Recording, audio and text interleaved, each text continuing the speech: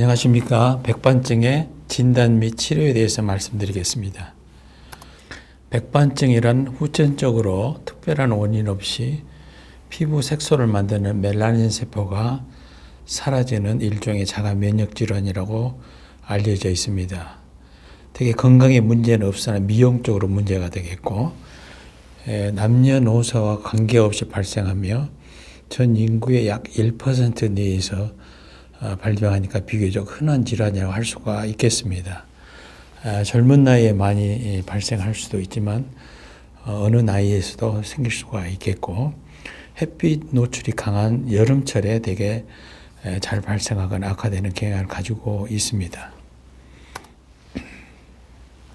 원인은 되게 잘 알려져 있지는 않지만은 약간 유전적 소인이 있는 환자에서 어떤 유발 인자가 있을 때 발생하리라고 추정을 하고 있습니다. 예를 들면은 어떤 가족력을 가지고 있는 경우가 가끔씩 있고, 유발 인자로서는 스트레스나 또는 상처, 또 과도한 일광 노출 등이 가장 문제가 되고 있습니다. 내과적으로 갑상선 질환이나 당뇨 같은 질환하고도 일부 관련이 있다고 되어 있습니다. 그림에서 보시다시피 멜라닌 세포가 스트레스를 받으면은 자가 면역에 의해서 이 파괴가 되면서 사라지기 때문에 발생하는 것이 백반증이다, 이렇게 이해를 하시면 되겠습니다. 백반증의 증상은 수미리에서 수센치 다양한 크기의 원형 내지 타원형의 흰색 반점이고 비교적 경계가 뚜렷하다는 게 특징으로 되어 있습니다. 잘 생기는 부위는 이 돌출 부위, 즉 상처를 잘 받을 부위에서 잘 생기고, 그 다음에 입 주위나 코 주위나 눈 주위 같은 부위에서 잘 생기는 걸로 되어 있습니다. 여러 가지 임상 형태가 있는데, 전신에 나타나는 전신형이 있고, 얼굴과 이 손에 주로 나타나는 선단 안면형, 그 다음에 신체의 반쪽에서만 나타나는 분절형, 그 다음에 아주 국소적으로 나타나는 국소형, 이렇게 나눌 수가 있겠습니다. 전신형이 가장 흔한 임상형이 되겠고, 초기에 치료하지 않으면 전신으로 번질 수가 있겠고, 환자들이 가장 두려워하는 것이 이렇게 백반증이 발생 이후에 번지는 것이라고 할 수가 있겠습니다. 그 다음에 선단 안면형은 비교적 중년 이후에 많이 생기는데, 이 이마나 이 얼굴 쪽에 생기고 이 손 등 같은 데 잘 생기는 걸로 되어 있습니다. 이것도 치료하지 않으면 전신으로 이렇게 번져나갈 수가 있겠습니다. 그 다음에 이 신체의 일부 반틈만을 침범하는 분절형이 있는데, 되게 어린애들한테는 많이 생기고 선상으로 이렇게 번지는 경향을 가지고 있습니다. 털이 하얗게 나타나는 백모증을 잘 동반할 수가 있겠고, 이런 환자는 레이저 치료 이후에 최종적으로는 표피 이식 같은 수술요법을 시행하는 것이 좋습니다. 국소형은 가장 부분적으로 이렇게 있는 것으로서 예후가 좋은 임상형이라고 할 수가 있겠습니다.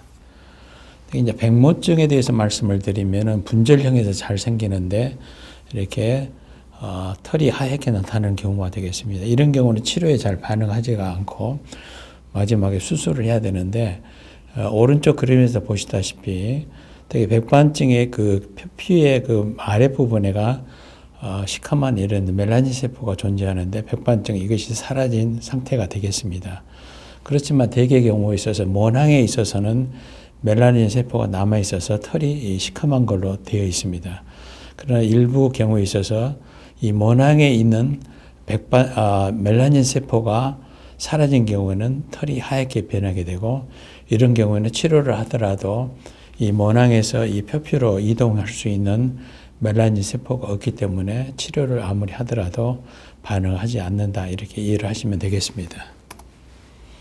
백반증의 진단을 위해서는 암실에서 이렇게 자외선 등 우두 등을 이렇게 비치면은 형광이 나타나면서 뚜렷한 경계가 보입니다. 그래서 병변을 더 자세히 볼 수가 있겠습니다. 그 다음에 좀 확진을 위해서는 피부 조직 검사 이후에 멜라닌을 세포를 보는 멜란-A 염색을 시행을 하면 되겠습니다. 왼쪽은 정상에서 보시면은 표피의 아래쪽에가 시커멓게 이렇게 염색이 되는 멜라닌 세포가 나타나는데, 오른쪽은 백반증 피부에 있어서는 이 멜라닌 세포가 전부 사라진 것을 알 수가 있겠습니다. 백반증의 간별 질환이 여러 가지가 있습니다. 백반증 치료하기 전에 정확한 진단이 아주 중요한데 그 이유로서는 백반증은 비교적 장기간 치료를 요하는 질환이고 또 치료를 했을 때 모든 환자들이 반응하지 않게 됩니다. 반응하지 않는 이런 경우에 있어서 이 백반증이 치료가 안 되는 것인가, 그렇지 않으면 백반증이 아닌 다른 질환을 오진한 것인가, 이게 헷갈릴 수가 있겠습니다. 그래서 이런 오진으로 인해서 치료를 하게 되면은 정말로 환자가 경제적으로 또 시간적으로도 매우 손실이 커지는데, 예를 들면 탈색 모반이나 빈혈반이나 노인성 탈색반 같은 경우는 실질적으로 백반증이 아니고 치료를 할 필요가 없는 질환이 되겠습니다. 여기 보시면 첫 번째 얼룩인데 이거 비교적 흔하죠. 땀이 많이 흘리는 영유아에서 생기고 이렇게 하얀색으로 반점으로 나타나는데 구별을 해야 됩니다. 우드 검사상에서 형광이 나타나고 멜라닌 세포는 정상적으로 가지고 있습니다. 또 KUCL 간단한 검사를 통해서 균을 확인할 수가 있고 항진균제로 치료하면 이것은 쉽게 치료가 되겠습니다.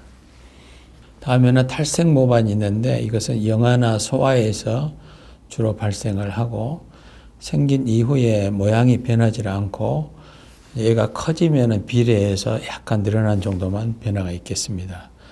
우드등 검사에서는 음성이고 멜라닌 검사에서는 양성으로 백반증하고 달리 나타나게 되겠습니다. 이것도 치료 대상이 아닙니다. 다음에 그 마른 버짐, 백색 비강진인데 이것은 피부 건조증이나 아토피 피부염 환자에 잘 생기죠. 소아에서 잘 발생하고 우드 등에서 특별히 뚜렷해지는 현상이었고 멜라닌은 정상이고 이것도 시간이 지나면 저절로 좋아지는 그런 질환이 되겠습니다. 다음 빈혈반, 이것도 영아나 소아에서 잘 나타나고 이것도 한번 생기면은 그대로 큰 변화가 없는 것이 특징으로 되어 있습니다. 우드 검사상에서 뚜렷한 병변에 변화가 없고 멜라닌에 있어서 멜라닌 세포 양성을 보여주고 있고 이것도 치료 대상이 아니겠습니다. 다음에 이제 스테로이드나 이런 주사 맞고 나면은 일시적으로 그 부위가 이렇게 하얗게 변할 수가 있겠습니다. 대개 이것은 몇 개월 지나면은 저절로 좋아지는데 이런 경우도 치료 대상이 되지 않겠습니다. 그 다음 노인성 탈색반이라 가지고 비교적 흔하죠. 피부 노화에 의해서 기능이 떨어지면서 나타나는 것인데 되게 거의 모든 노인들한테 나타나고 이것은 커지지는 않지만은 숫자가 늘어나는 경향을 가지고 있고 도자기와 같은 그런 하얀 광택을 가진 반점들이 주로 일광 노출 부위에 잘 나타나는 걸로 특징으로 되어 있습니다. 이것도 치료 대상이 되지 않습니다. 백반증의 치료는 색소 재침착을 통해서 정상적인 피부색을 환원하는 것이 되겠습니다. 그러나 또 하나는 백반증의 진행을 억제하는 것도 굉장히 중요한 치료 목표가 되겠습니다. 대개 치료 판정은 약 50% 내지 70% 이상 치료가 되면 비교적 잘 반응을 하고 있다고 이야기를 하는데 환자들은 100%를 기대를 하고 적어도 75%는 돼야 되지 않겠냐. 그래서 기대치가 더 높은 것 같습니다. 치료 기전을 보시면은 멜라닌 세포가 스트레스를 받았을 때 죽기 때문에 항산화제를 쓸 수도 있겠고, 그 다음에 자가 면역 질환으로서 이것이 죽어가기 때문에 면역 억제를 쓰기도 하고, 광선 치료를 통해서도 면역 억제를 할 수가 있겠습니다. 그 다음에 아까 백모증에서 말씀을 드렸는데, 대개 모낭에 멜라닌 세포가 남아있거든요. 그래서 그것을 이렇게 자극을 주는 것을 광선요법을 치료를 통해서 할 수가 있겠고, 그러나 완전히 사라진 경우에 있어서는 이것을 수술요법으로 대체하는 멜라닌 세포 이식 방법이 있겠습니다. 광선요법은 가장 중요한 치료법이죠. 이건 면역 조절, 멜라닌 세포 재침착을 유도하는 목적으로 시행을 하고 있고, 소화에서 노인까지 다 쓸 수가 있겠고 대개 3개월 이상을 기본으로 하셔야 되겠습니다. 얼굴과 몸통이 가장 효과가 좋은 편이고 말단으로 갈수록 효과가 떨어지는 경향이 있습니다. 전신요법이나 국소요법 같은 것을 대개 병용을 하고 특히 초기에 전신요법을 시행하는 것이 더 효과에 좋습니다. 자외선 B를 이용한 광선요법이 있고 또 레이저로서 엑시머나 팔라스 레이저를 이용할 수도 있습니다. 보시면은 이것은 레이저고 이것은 자외선 조사기가 되겠습니다. 대개 이 광선요법은 일주일에 2차례 시행을 하고 얼굴이나 몸통이 반응이 좋아서 대개 한 3분의 2 정도는 좋아지는 경향을 보인다. 그러나 손 발바닥이나 점막이 있는 부위나 또 백모증 같은 데서는 반응이 없는 걸로 되어 있습니다. 9개월 이상 치료해도 반응이 없으면 치료 중단을 고려는 해야 되겠고 대개 한 1년을 기준으로 판정을 하게 되겠습니다. 심할 때는 화상을 입을 수는 있겠는데 그래서 서서히 광선을 이렇게 쪼여진 것을 그래서 시행을 하고 있습니다. 그 다음에 국소적으로 있는 경우에서는 국소 자외선 요법을 시행할 수가 있겠고 레이저 요법으로 엑시머나 팔라스가 있는데 거의 기존도 유사합니다. 그러나 이것은 백반증이 있는 부위만 쪼일 수 있다는 장점이 있습니다. 트리암실로 인하는 스테로이드 주사를 이렇게 국소적으로 좋아질 수도 있겠고 그 다음에 먹는 약으로는 전신치료 스테로이드가 가장 중요한 걸로 되어 있습니다. 활동성 백반증이나 전신성 백반증에 이것이 대개 처방이 되게 되고 대개 2개월 치료 후에 감량해서 약 4개월간 또는 6개월간 치료를 할 수도 있겠습니다. 그 다음에 그 메토트렉트에서 사이클로스폴이 있는데 이게 장점은 스테로이드에 비해서 비교적 장기간 복용이 가능하다는 것이고 여러 가지 부작용에 대해서는 전문의의 어떤 지도하에서 이렇게 치료하시면 되겠습니다. 그 다음에 분절형 백반증이 치료인데 이것의 좋은 점은 분절형 백반증은 일정 부위에서만 진행하고 전신에 번지지 않는다는 점이 되겠습니다. 그러나 또 단점으로는 이 백모증이 잘 동반되기 때문에 광선 치료를 하더라도 끝까지 저항을 하는 그런 부위가 남아 있을 수가 있습니다. 그러나 이런 분절혈 백반증도 광선 치료를 적극적으로 시행을 하는데 초기에 시행하면 어느 정도 색소 재침착이 유도가 되고 최대한 색소 재침착 유도 이후에 수술할 범위를 줄이긴 목적으로 광선 치료를 시행을 하고 있습니다. 대개 한 3개월 기본 판정을 위해서 시행을 하고 한 1년간은 기본적으로 하는 걸로 되어 있습니다.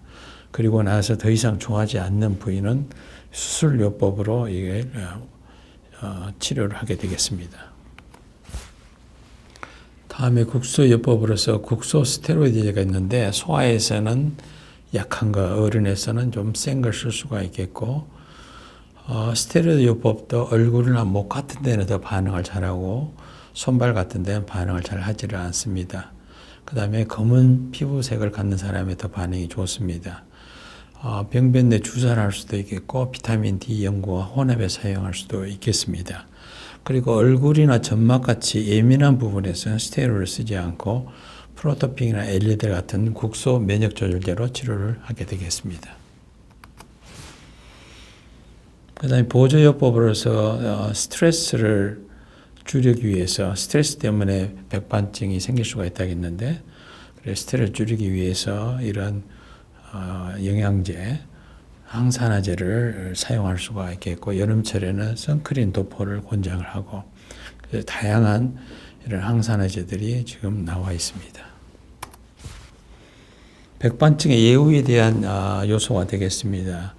분절형인가 비분절형에 따라서 이 번지는가 안 번지는가 달라지겠고 그 다음에 치료를 하더라도 얼굴 몸통이 가장 효과가 좋은 곳이 되어 있고 이것은 아마도 모낭이 더 밀집되어 있기 때문에 반응이 더 좋을 걸로 생각을 하고 있습니다. 그 다음에 범위도 국소형이 더 좋은 것 같고 환자 나이도 소아에서 더 반응을 하는 것 같습니다. 그 다음 피부색도 검은 피부에서 더 좋아지는 경향이 있고 그러나 유병기간하고는 큰 상관이 없는 걸로 알려져 있습니다. 치료에 대한 평가는 3개월 이후에 하고, 그렇지만 최종 평가는 대개 1년을 기준으로 하고 있습니다.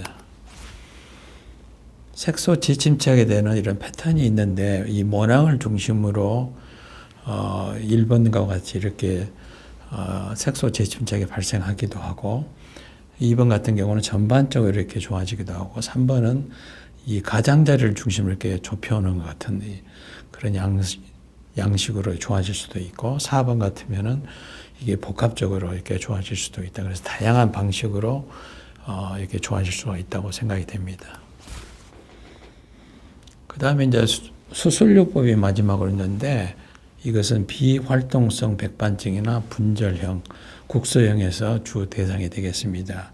대개 1년을 기준으로 했을 때 더 이상 좋아지지도 않고 악화되지도 않는 경우에 있어서 시행할 수가 있겠고, 여러 가지 방법이 있는데 가장 많이 쓰는 것은 표피 이식술이 되겠습니다.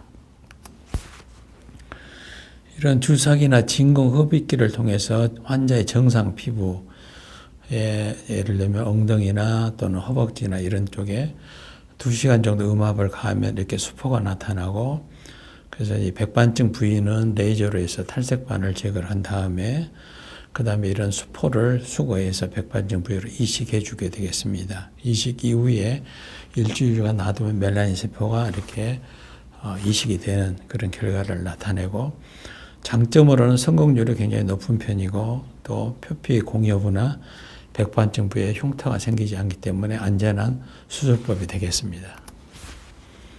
어떤 경우에서는 캄프라치를 가리는 경우가 있는데, 이런 DHA라는 이런 성분을 가지고 컴파운드식으로 이렇게 바르기도 하고, 또는 펜으로 이렇게 화장하기도 하겠습니다. 그다음 아주 심한 환자에서 이렇게 반응하지 않았을 때 전체 피부의 50% 이상이 백반증 경우는 오히려 탈색을 하는 경우가 있었어요. 탈색하게 되면은 구분이 안 되기 때문에 그냥 하얀 피부로 보이게 되겠습니다. 그래서 이런 영구 탈색제를 10 내지 20% 연고제로서 발라주면은 탈색이 되겠고, 그래도 반응이 없으면 40%까지 올리시면 되겠습니다. 영구적으로 탈색되기 때문에 환자 이외에 다른 가족분이라든가 다른 사람들이 그걸 만졌을 때는 탈색이 되기 때문에 절대 주의를 하셔야 되겠습니다. 그러나 일부에 있어서는 또 이렇게 탈색하고 나서 또 정상 멜라닌 세포가 나타나기 때문에 비타민 A제를 바른다든가 냉동요법을 한다든가 레이저 요법을 통해서 이렇게 새로 나타나는 것을 제거하는 그런 방법을 사용을 하고 있습니다. 마지막으로 피부 색소가 사라지는 질환들이 백반증 이외에도 다른 여러 질환들이 있기 때문에 정확한 진단을 꼭 받는 것을 권하고 싶습니다. 그 다음에 이게 환자 개개인의 임상 양상이 다르고 또한 예후가 다르기 때문에 거기에 따라서 다른 치료를 하셔야 되겠고, 이게 놔두면 번지기 때문에 초기에 적극적으로 치료해서 정상적인 피부로 이렇게 정상적인 삶을 사시기를 기대를 합니다. 경청해 주셔서 감사합니다.